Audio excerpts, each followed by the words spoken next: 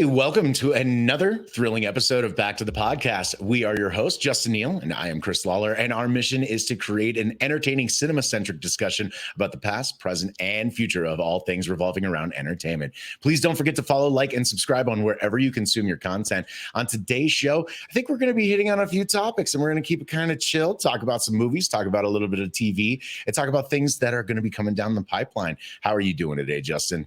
I'm doing well. I have to say it's still a little odd for me as someone who's used to being on the other side of the camera to see that red light saying live and saying that we're recording is a little interesting for me to be on this side, but I'm doing well. How are you doing? I am doing great, man. I am happy that we get to sit down and do this again on Sunday. This has been fun so far, and I just love talking about movies and stuff. I love that we spend almost an hour before we start recording talking about movies and TV, and then we hit the record button and we're like, oh man, I just spent everything that I was going to talk about. So, but that's the fun part, man. That's what excites me about being here and stuff. So, but before we dive into anything, let's talk about some news that's going on right now.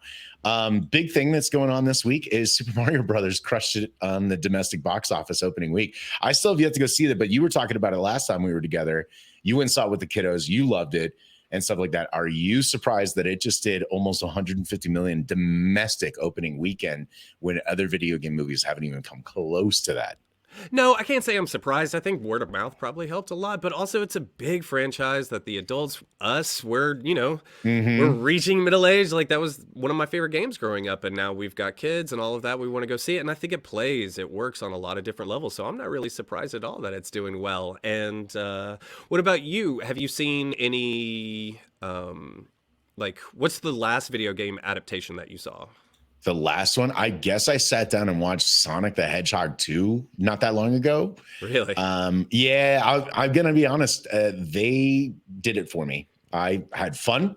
It was a simple story and premise. You know what I mean? It wasn't trying too hard to dig too deep on all these things. I mean, it's a blue hedgehog that spins up and collects rings. And like, was there much of a plot to adapt, right? So by just having fun with it, I enjoyed it. I like Ben Schwartzman a lot. So I thought him getting cast as Sonic was just a big win for me. And the second one, it was all right. It stuck the landing. That's what I'm always looking for in a movie. Does it set out to do what it set out to do, right? So I'm actually kind of secretly excited for the third one of that's coming out. But even that movie didn't even compare to what the Super Mario Brothers movie did and whatnot. So have you enjoyed any other video game adaptations throughout your life? Have there really been? I remember seeing Street Fighter in the theater in the mid-90s. Was that yours? It was like 1990. No, I didn't like it, but I just remember how horrible it was. So I've seen plenty. On the flip side, I saw Mortal Kombat, obviously the original live action Mortal Kombat, and for me, I still feel like that movie's got merits. It's not that it's like A+. Huh? I always wanted to see a good Zelda adaptation. There's rumors now that this one did so good that they might be greenlighting a Zelda movie next and do something animated like this. Now, for that, I don't think that that's going to be the same kind of tone. It is not. Zelda, it's going to be way questy. Zelda lives within his world. They always bring Mario in from the real world into this fantasy world, and it's like, why? That was never even brought up in any game, at least any game that I remember playing for Mario.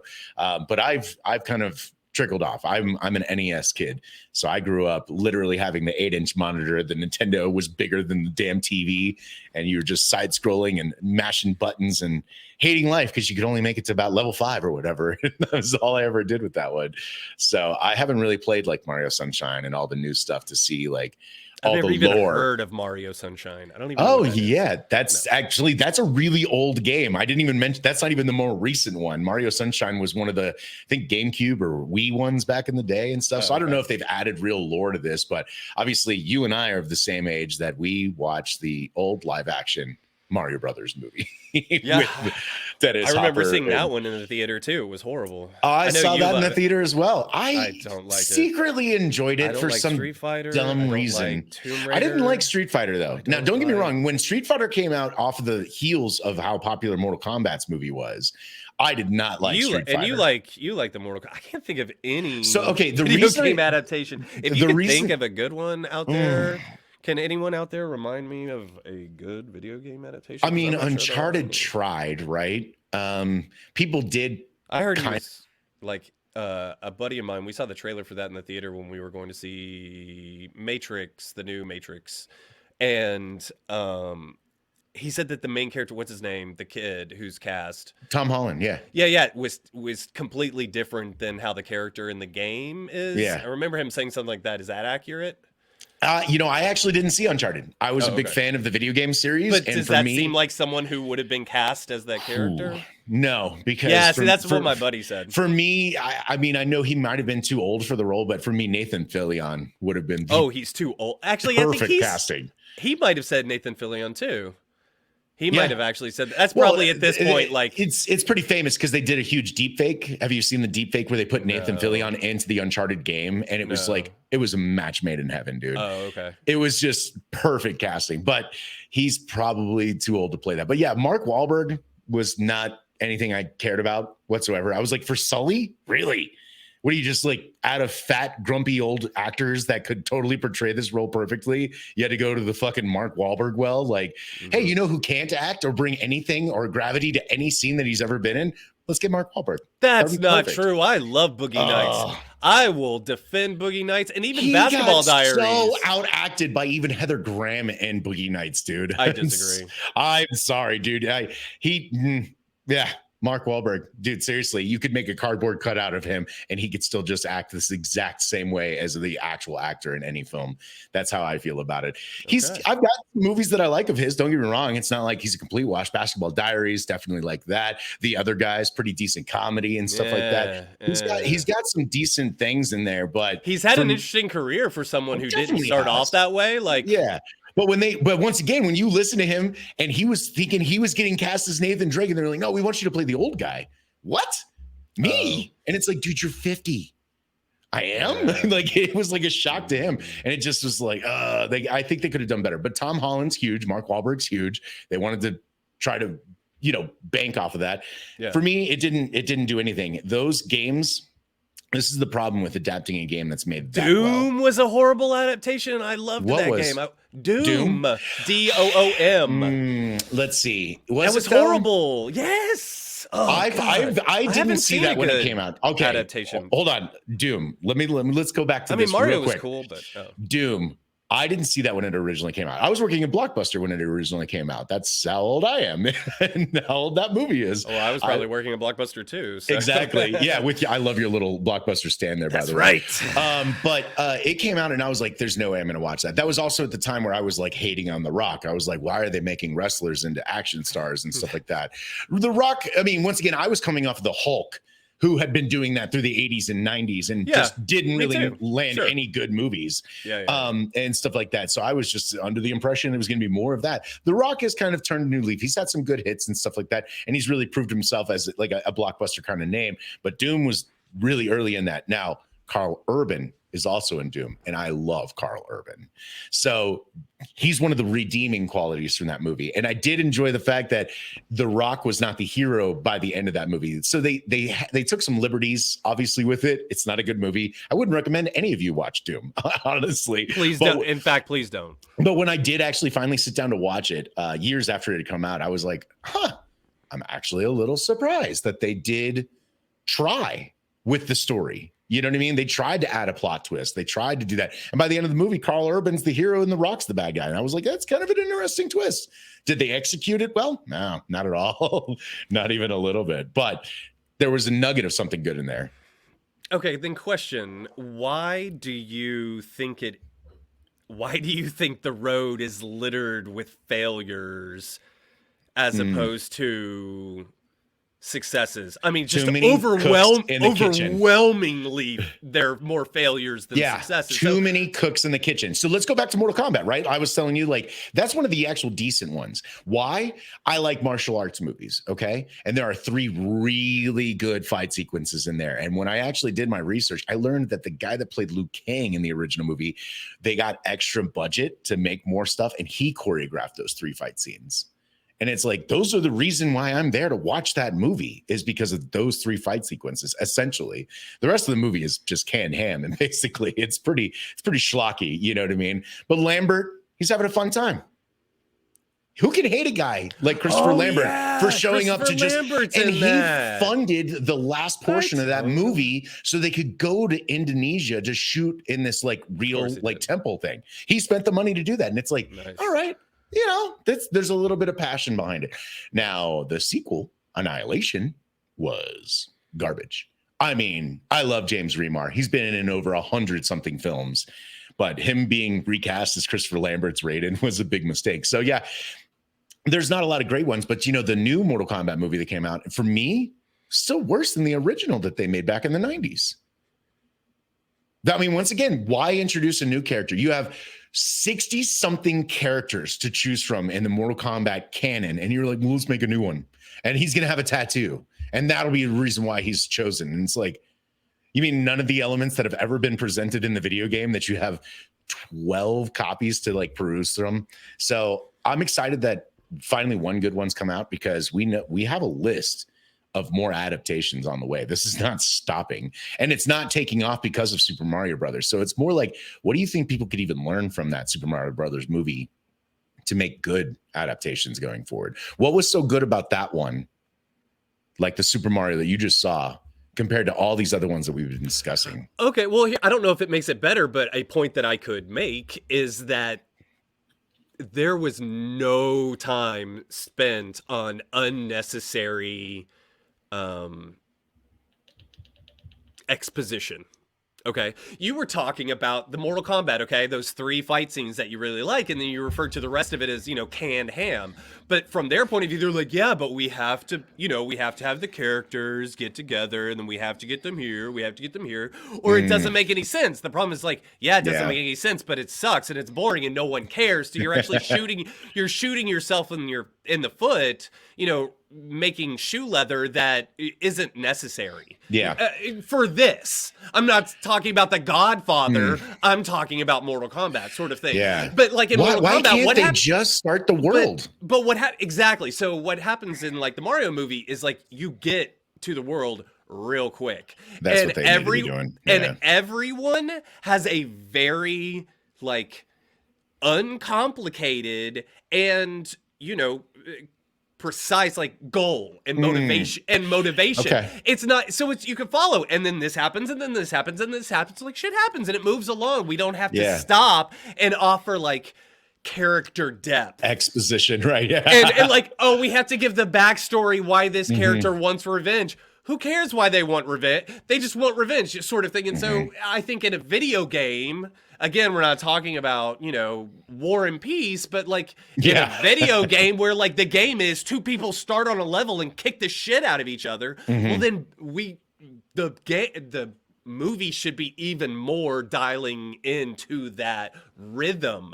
And it's like, we get to the point. Why give any backstory at all? Like, literally, you're in the first fight, and so I would just go like, this is a kick-ass fight, and then it just goes to like, why is there a next one? Right. Who cares why they're there? If what I'm watching is interesting enough, it does. I'm not sitting there going, you know, I wish they would slow this the fuck down and tell me about this person's mother's, you know, ring, that whatever. It's like, no one cares about that if it's interesting. So let's focus on what's happening here and now and what's propelling these people forward and get to and stay on a rhythm with that. And I think that video game movies could benefit from, like, honestly telling less story and getting to more doing and less telling or explaining. Who gives a shit? Like, my kids don't care. I don't even care. I'm here for the action, right? If you're going to adapt the video game, the big bombastic action sequence is really what I'm there for. No one remembers the downtime where they like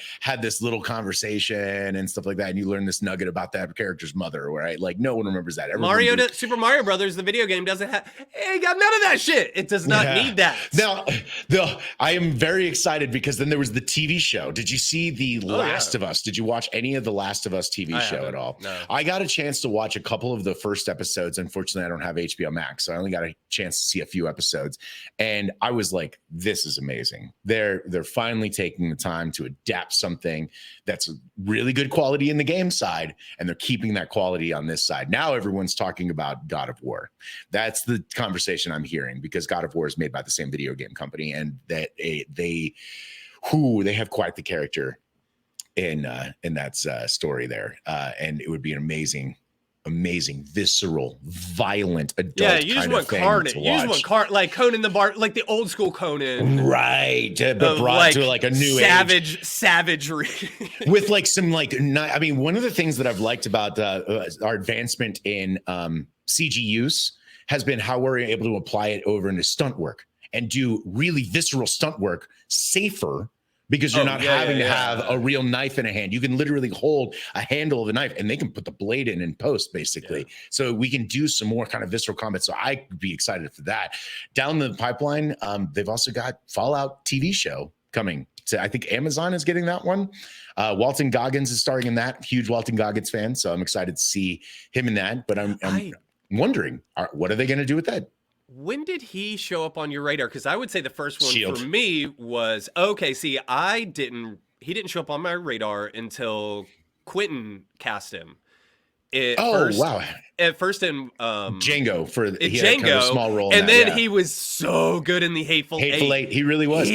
For me, it was The Shield. And dude, I know we've kind of talked about this briefly, but I still regard The Shield as one of the greatest TV dramas of all time. And he got the chance to be a big part of that show. And then, of course, he has got a couple of great cameos in Sons of Anarchy as the transvestite on there. And you mentioned that. I fucking love how he just dove into that role. I mean, obviously, he's got Justified. Unfortunately, I've never seen that one. So sorry to have to say that. I have it downstairs. It just has not been watched yet. That's Timothy Oliphant, right? Yeah, and I loved him as well. But yeah, so Walton Goggins is supposed to be starring in this, and it makes me go, okay, so you've got something strong like The Last of Us, right? Where you can see almost every beat of that. There's a lot of downtime. There's a lot of character development in that. So it's like an easier adaptation. But with Fallout, you got 7 different games, all these different stories. So it's like, are they going to adapt a game, or are they going to make their own original story? And I'm really interested to see what they do with that, because so far, Mario and Hedgehog were kind of original stories, but they were trying to just loosely base off of something that almost had no plot, right? So The Last of Us was the first time where they were like, they have all this plot, all this character development. How do we do this by keeping it true to the source material while still also doing our own thing? And I think they fucking nailed it on the head. Everybody's been super happy with how that first season went. Of course, season 2 is on its way already and stuff like that. So I'm excited. I mean, is there any game that you can think of in the back of your head that you would like to see adapted into a show or a movie? Go. Probably Zelda. Okay, Zelda. Yeah, right. But not too. But I can't even say newer Zelda. I would say mine kind of peaked with Link to the Past for Super NES sort of thing. So, but so you haven't even played Breath of the Wild then? The new sensation. I haven't played Ocarina of Time either, which I know was a big one. I kind of moved to, I don't know, I was just interested in other things at that point, but but not out of hate, I just wasn't doing that. So, but I think there's I have a bit of that in me, or even, it'd be fun is to do like a cool boxing movie based on Punch Out. The little guy up against Little Mac versus, and it's just one after another. And we're talking about like backstory. No. There's in between each bout is a training montage where we learn something. We can learn something new, and it's funny and interesting. And then it goes to the next bout, and he's got to fight someone from, bald bull from Turkey. And it's just these horrible jingoistic tropes. These are horrible. We could never make it now in the same way, but I don't know. You can kind of lean into it, maybe. I almost seen it be in the same world. Did you ever see the Double Dragon movie back in the day that they made? I didn't but I have that. I've got that game on the mini classic. Who was it's that? Not Scott, but it's the other Scott Wolf. That's it. And then it's the dude that's in. He's in John Wick 3 and 4, and he was in Le Pacte de Loup. He was in the Brotherhood of the Wolf. Okay. But yeah, so like I see it almost taking place in that world. If you never saw the movie, it's not good. It's super over the top and cartoony, but that's what I'm thinking of. Like Street Fighter. What you're bringing up. Yeah. Obviously, I would do Punch Out like raw. No. I would do it like the whole. I would do it super raw. Yeah, dramatic. Baby. And it would be funny because of how serious we are taking it. But it's ridiculous in a serious world. I like that. Yeah. And so that's how it plays. So that's kind of brilliant. I've already got it. I've got it worked out. I love it. That's mine. Yeah. Oh man. Well, What about you? What would your video I game? mean, I hate to say it, but it would be Fallout. I'm actually kind of looking forward to Fallout. I played Fallout 4 all day yesterday. I still love that franchise. I grew up on Fallout series. You're kind of looking puzzled. Yeah, You well, never I'm did like, it? break it down for me. Wow. Why do you like it so much? I Okay, never played so it. like the originals and stuff, they're dark. They're like kind of, they feel very grounded in reality Is it a and stuff shooter? like that. Is it a shooter? The originals aren't. They're like a top-down kind of point and click. RPG? Yeah, very RPG. Okay. But Western RPG, not JRPG, very Western style. And what I love is that there's like bombastic characters in there. There's a lot of like dark humor. There's even pop culture references, which I love, stuff like that, little like Easter eggs and nods and stuff like that. It's just a bizarre world. I love it. It's an alternate. So just to give you a quick backstory, right? In the 50s, World War II is happening. And instead of shying away from nuclear stuff, they like lean right into it. Oh, okay. Yeah. I mean, and so they actually come out of the war with all this nuclear powered vehicles, nuclear this and stuff like that. And they pretty much have like this technology like race, but then the war, like there's like a Cold War, but they don't survive through the Cold War. And they end up like nuking the planet. And Fallout takes place like 200-ish years in the future after that. And most of these people are crawling out of these vaults. They're vault dwellers most of the time. Vegas is not that scenario, but you know, New Vegas is a different one. You get shot in the head as a courier, so you're already living and existing in the world, but you wake up not dead. Someone repairs your brain, and you kind of go and track down the people that killed you. Played by Chandler Bing. Matthew Perry voices the guy that kills you in that one. Yeah, pretty fun. Anyway, sidetrack. But yeah, is this doped up Matt Perry? Was he probably, yeah. Probably. This was when he was like, I did the voiceover to go like buy 50 Vicodin. Actually, the cool thing is that he was such a fan of Fallout 3, and he wrote to them telling them how much he enjoyed it. And then they saw him in an interview, and then they cast him as the main character for New Vegas, which in my opinion is still the best fucking Fallout game of all time. How many are there?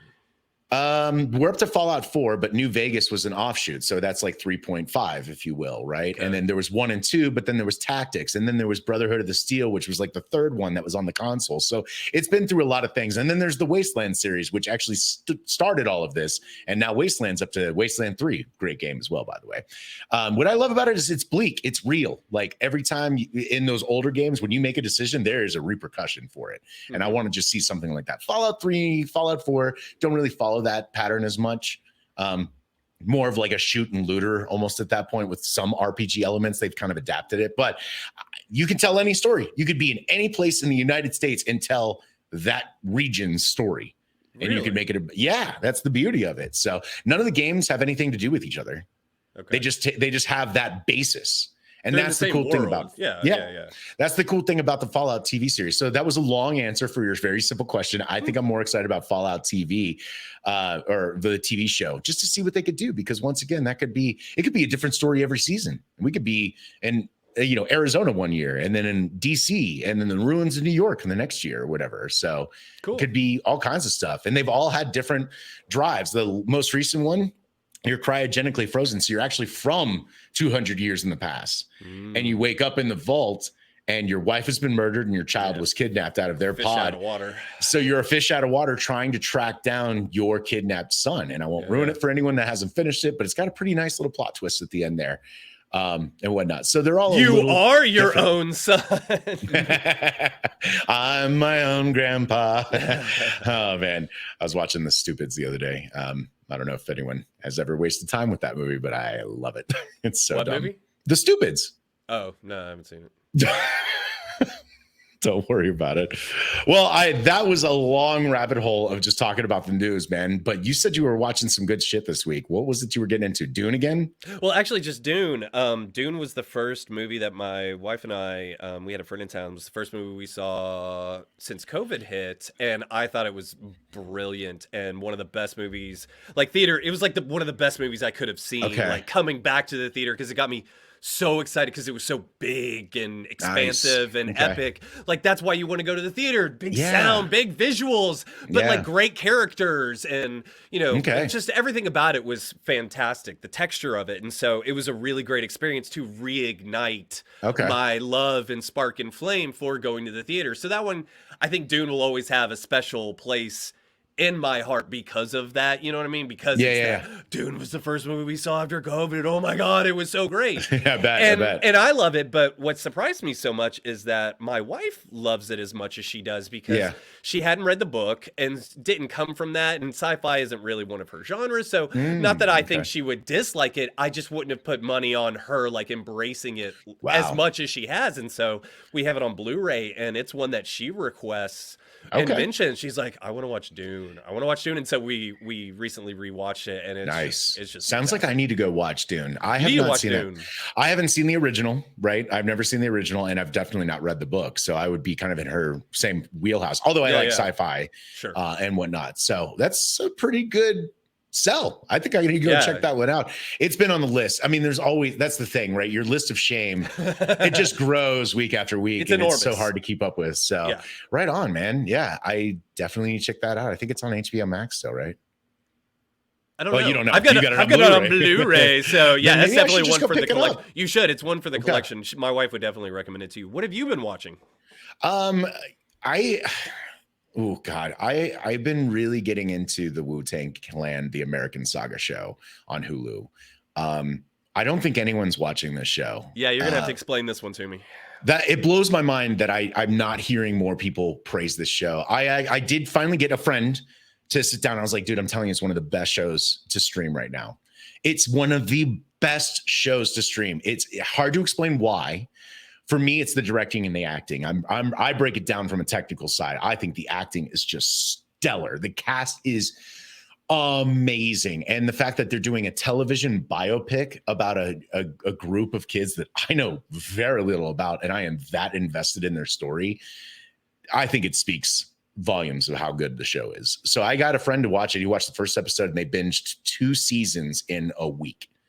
They don't have And- kids, do they? No, they don't have kids, so that's why they were able to do that. But he was like, "Yeah, you're right, dude. This show is amazing." And I was like, "What about that episode where we go inside the RZA's mind and he's trying to showcase like how he comes up with these like compositions using music from old records and stuff like that?" And they kept popping in and out and trying to find the beat. No, I want the guitar coming in here, and it's just like it was just beautiful the way they show it. I have a brain like that as well. So to see someone visually represent that on TV was kind of mind-blowing to me. Now they're in season 3, and it's amazing to just see where they're at.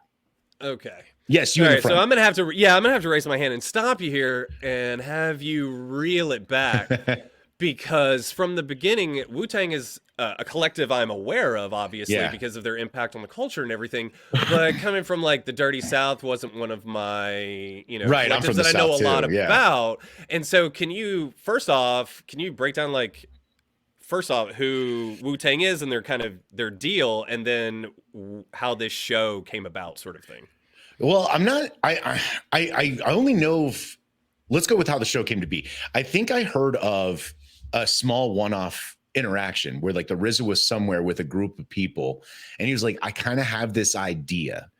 And then within like a year or two, it had come to fruition. And his idea was obviously to make a biopic TV show about his journey with his friends, to create this, I don't know, Collective or movement. whatever. Yeah, I say whatever like it is, I call yeah. it a collective. Yeah, I've always thought of it as a collective. So, but the cool thing is that the show starts off and they're not friends, right? Like a lot of these guys are not connected. It's the one guy knows all these people, which I immediately related to. I didn't really have a clique when I was coming up. I kind of floated around amongst all these people, if you will. I crossed to both sides of the track. You know what I mean? Like I was hanging with jocks, I was hanging with theater kids and stuff like that. And I don't know. I just sort of fit in everywhere. And that's kind of what's going on with the main character, the RZA, is he lives in this house in between these two boroughs. So he's got friends on both sides and stuff that are beefing for whatever beefing reasons and stuff. And and he just starts realizing that music is his creative outlet, and that his friends are really good artists and stuff like that. And if he can harness the talent that they all have, that's their ticket out of there. And I resonated with that so much. So that's really it. It's the fact that their options were limited, right? You go out and you sling on the corner, you know what I mean? Mm-hmm. Or you get some bullshit hourly job. Those are your options, is what they saw, right? So this was I think a great thing, because I resonate so much with how he just pulls them together and brings out this goodness. Is it all amazing? No. There's a lot of rocky parts in that show, and it's great to see how they just don't give up and stuff like that, and overcome a lot of these difficulties and do their own thing.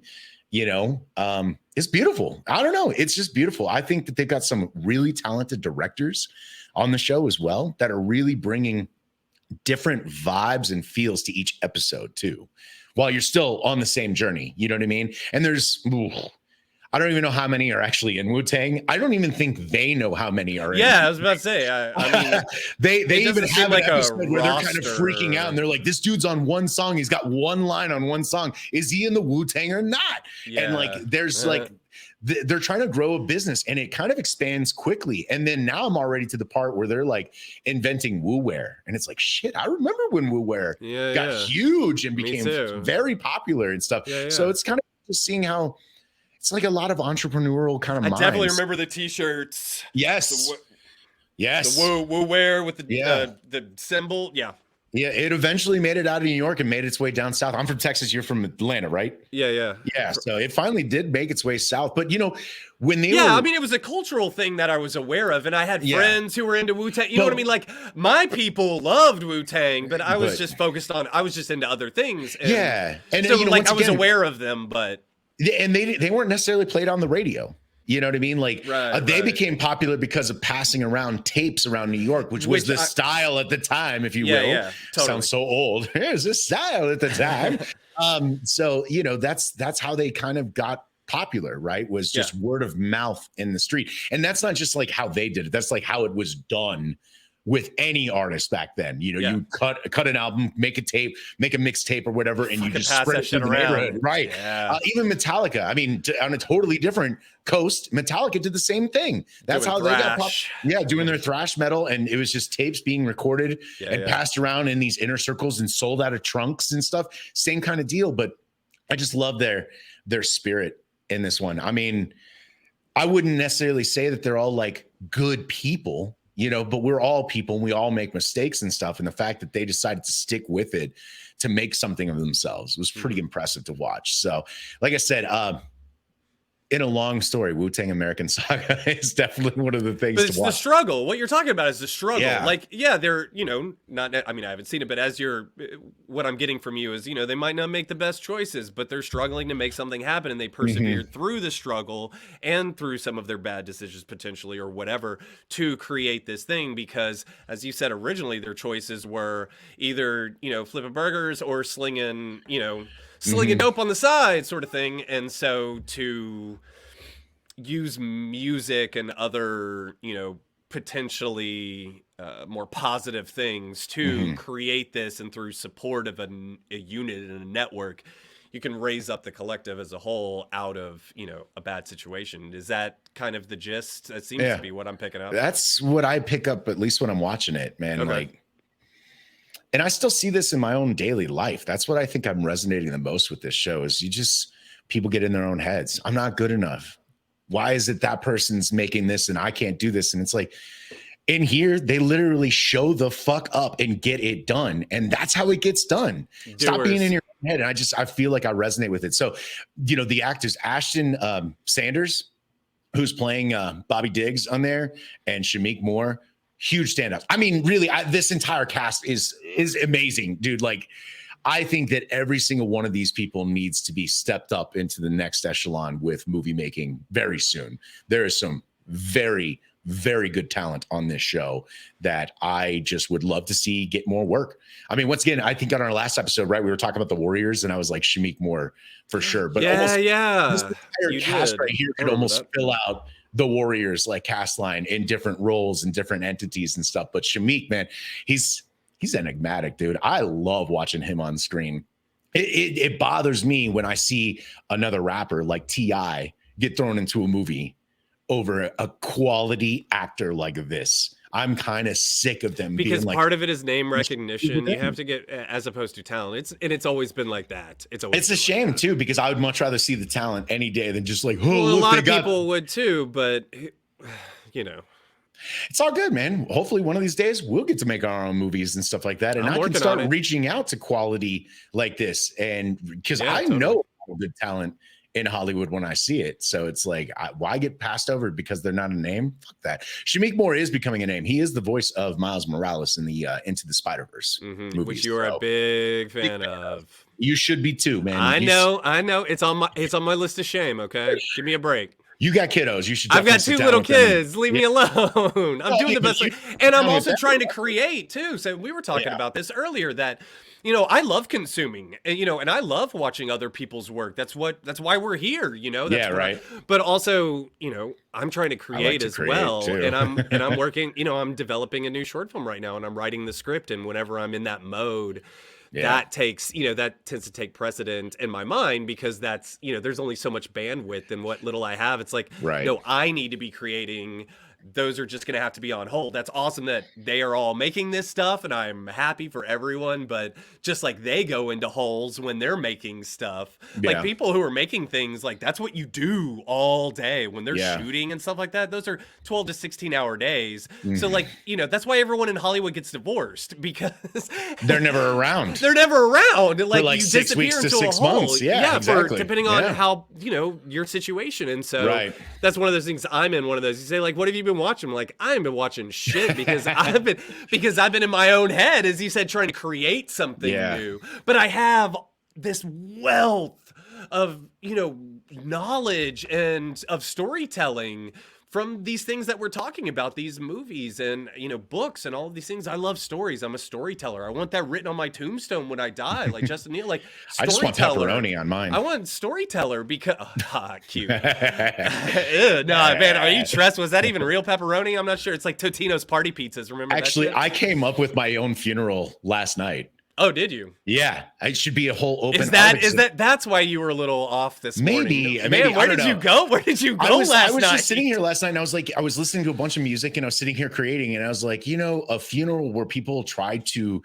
talk about me when they haven't been with me forever is hard, right? Yeah. So what if I did an open art exhibit where you could literally walk through the 90s and the early 2000s and the early 10s for Chris? What was he listening to? What was he watching and stuff like that? And that way you can actually have like a whole like immersive experience of go on your journey, your life journey. This was Chris. You know what I mean? This is what makes I dig that. I can dig that. It was an epiphany I had late last night. I don't even know why I was thinking about my own funeral, and that's not what we were talking about. But I love to create. I love all this content, and I feel like it's just going to go nowhere when I'm not here anymore. Because everything that we do as a species is based on our fear of death. Everything. Oh, okay. Everything. Psychologically, everything we do is based on our fear of death. It's all broken down on once we know that we're gonna die. Most people anyway. This is a whole other thing. Whole other podcast. It's all about this. On is everything. Next week's episode. Everything is about death. I'm telling you, and not even a bad way. It just taints everything. It's our point of view. It skews our point of view, and so all of our choices. That's what I mean. Like all of our choices. It's all about death. It's all because we're gonna die. And so that's why we do the things we do in a lot of ways. But it's good to know that when you're like breaking down someone else's point of view. And again, it's because I'm in writing mode right now, because I'm breaking down character motivations and point of view and why are they making the choices that they're making. So that's why I'm specifically, yes, I am trained in this and I've studied in this, but I'm like knee deep in the middle of a script. So I'm really like pulling apart people's, like very specific Do you hate watching movies when the characters have absolutely zero motivation for the next act to move on?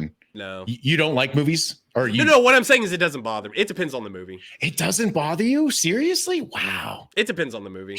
I like all kinds of movies. I like movies that make sense. I like movies that don't make sense. It's something what movie you can get do you away like with. That doesn't make sense? Oh my God, I already know the answer to this one. It's gonna be Southland Tales, isn't it? Yeah. There's a fucking even movie the people that makes even the no people sense. on the movie, like the cast, the behind the scenes thing with like Amy Poehler and stuff like that, they were like, we love Donnie Darko, so that's why we're here, but we don't even really know what this movie is about. And I'm like, that's fantastic. Is it? Do. I love Southland Tales. Okay, Southland Tales. You love it. No, it's because it's a glorious failed experiment, and I can appreciate that. I'm not saying that I want to do it, and I'm not saying it's necessarily a good thing, but it is a glorious failed experiment. What he tried to do was tell a 6-part story where the first 3 parts were a graphic novel and the second 3 parts were a movie. The problem is no one read the graphic novel. So when the movie came out, it makes no sense to you, the viewer. It's just this bizarre sci-fi, political, musical, comedy drama. It's all over the place because he was trying to, Richard Kelly, the writer-director who wrote and directed Donnie Darko, which was a big Sundance hit, bunch of us blockbuster kids love it, indie movie. So Southland Tales was his second movie. So it has this amazing cast. Sarah Michelle Gellar, The Rock, as you mentioned, Dwayne Johnson, half the cast of Saturday Night Live. Every scene has someone in it that you recognize, probably more than one. Right, Sherry O'Terry was in it. John Lovitz is in it. Christopher Lambert, you mentioned earlier. Oh, he's really? the ice cream. He's driving the ice cream. I truck. haven't seen the entire film. Okay. I've only seen bits and pieces of it and been like, what the hell is going on in this movie? Oh my God. And so I was one of the few people, because I'm a nerd and I love Donnie Darko, I followed the progress because I wanted to see his next movie. So when I watched it, I kind of knew what was going on. And I remember watching it going, this is awesome. I cannot believe he did this. No one but me is going to like this movie. And that has proved to be absolutely the case because it's just all over the place. And it's so layered, and it does make sense, but it kind of doesn't make sense on purpose. There's a lot going on. So it was an experiment. It was like Donnie Darko did really good, and so it did really well. And they were like, here, go make something. And he was like, I'm going to put everything I've ever wanted to see in a movie into a movie. And that's what he did. And I love that he did that. The problem with doing that is, unfortunately, there's so many ingredients that it doesn't become like a cohesive thing. It's just spread out all over the place. And I love that, but I can't say that it worked, nor would I recommend someone doing that. But I love it because I can appreciate it within the context of itself. So it's not something I would recommend. It's to be like, you would love this movie. It's to be like, you probably won't like this movie, but you should watch it because of this. Because I think if you watch it with the right perspective, it can be extremely interesting to view as like almost like abstract. You know what I mean? Like you step back, you can't watch it like a normal movie because it's not. And so if you watch it as just like a piece of, I don't know, like pop art almost, I think it totally plays within that. But no one knows that they're supposed to watch it that way or how they're supposed to watch it at all, which I also kind of like, that it's so niche that no one likes it. Like that one can be like, I love this band, but no one knows who they are yet. And Southland Tales is one of those movies that I adore, but it's really flawed. It's all over the place. That's why Southland Tales. My stupid one, I think, is John dies at the end. Makes almost no sense. And I've watched seen that movie like 3 times now. What's it about? Break that one down for me. No, I won't. No, I don't think there is a point to that movie, dude. But what's even is there a sequence of events? Not that I can remember. But it's John dies at the end. So is it ensemble? Is it an ensemble piece? No, it's about the only protagonist. No, there's not. The only is there an antagonist? No. Okay. No. It's a feature-length movie? Yeah. And it's just about nothing and then he dies at the end? So the title I don't even think he dies at the end either. So that's even unfulfilled? The title is an unfulfilled promise? The only name in that movie is Paul Giamatti. I love Paul Giamatti. I just rewatched American Splendor when he plays Harvey P. I know you love that. I love that movie. Love American Splendor. I've seen that movie. It's not necessarily my favorite, but I love Paul Giamatti and Hope Davis. I love them so much that I did watch it. Yeah, she is. But I'm not saying it's the grand movie. That's a biopic about very obscure, very esoterica, right? Esoterica. Yeah, it's super niche. So I wouldn't recommend. Yeah. It's not a little niche. But it is John Dies at the End is one of my movies that I've watched like 3 times that makes fucking no sense whatsoever. John dies at the end? Yeah, there's some kind of like liquid black goop that they're taking that like opens their minds up to the world. And like, I don't think there's a plot or a premise to that entire movie. You might totally dig it. Maybe we should revisit it. Yeah. And if you watch it, maybe we'll take a deeper dive into obscure films like that. Okay. And look at that. But I think we're coming to a little bit of a close for the day. I love that we talked about some video game adaptations. You told us that you're looking forward to Zelda and stuff. I think if it ever happens. I think it could. I think that the execs are now talking about it because that is their next biggest character in the Nintendo canon, right? Yeah. And there's tons to pull from. And I know you didn't play it, and I haven't played it, but Breath of the Wild is apparently like one of the greatest games ever made, is what people are claiming it as. I've heard that too. Just a great open world adventure game with all kinds of fun stuff to do and go and look for, especially if you like the whole Zelda world and characters and stuff like that. You'll be really into that. So I could see that one being adapted.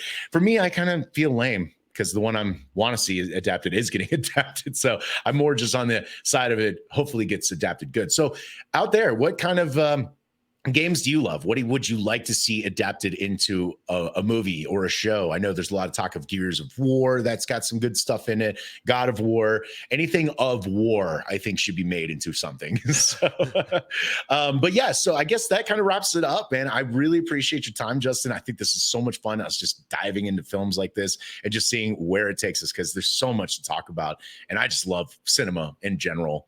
You know, I know there's the good with the bads and stuff like that, but it's overall love, right? I love the movie making, the magic behind it and everything. So I can't wait. I love talking shop.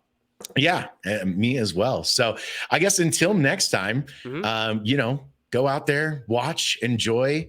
And I guess let us know down in the comments and stuff what kind of video game adaptation you want to see turned into a TV show or movie, and maybe we'll talk about it on the future episodes. So thanks for tuning in to today's show. If you enjoyed what you heard, tune in every week for more. Please consider subscribing on whatever platform you're enjoying us on, and let us know in the comments below your pitch, like I said, for a video game adaptation and or into a movie or a TV. And we'll see you next time right here on Back to the Podcast. So thank you guys so much.